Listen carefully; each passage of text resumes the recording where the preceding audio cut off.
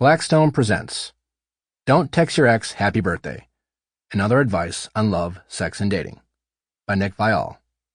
This book is read by Nick Viall. Chapter 1. Introduction. Why I wrote this book. This whole book is about being honest with yourself. Despite the title, this book is not really about trying to understand other people. This book is really about understanding yourself and understanding your choices. It's about getting the outcome that you want in the long term, avoiding the outcome you don't want, and not feeling bad about yourself unnecessarily in the short term.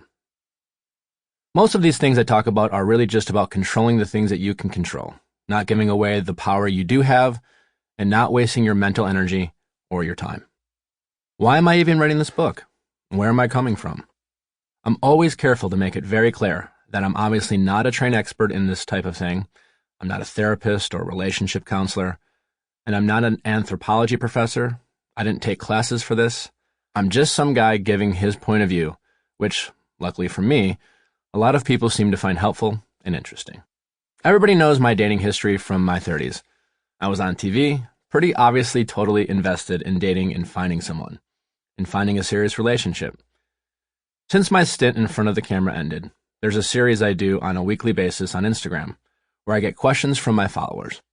They're relationship-type questions, and my answers vary from funny one-liners to short explanations. Over the years, that has evolved into a podcast where people call in and we talk, and it's more of a long-form advice situation. A lot of people might wonder, why is this guy talking about dating?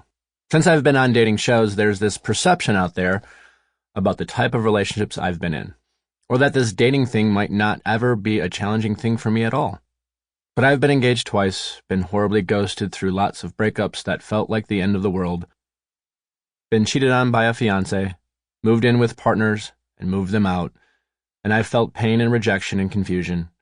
I've felt powerless and frustrated. I've also felt love, real love, healthy love. That's the point of view I'm coming from. I don't think a lot of people know that. I relate to heartache. And if you don't believe me, skip ahead and check out the whole story of my first terrible heartache in Chapter 10. I want you to know that I understand, and that I really have been through this stuff too. A lot of other people might also think, why is this straight white dude telling me how I should act or think? And I recognize that too. There are plenty of people who might feel that way, and to a certain degree, I can't help that. But I do want to talk about it. Obviously, there are always critics on the internet, and when you put stuff out there, it's open for criticism, and that's okay. Sample complete. Ready to continue?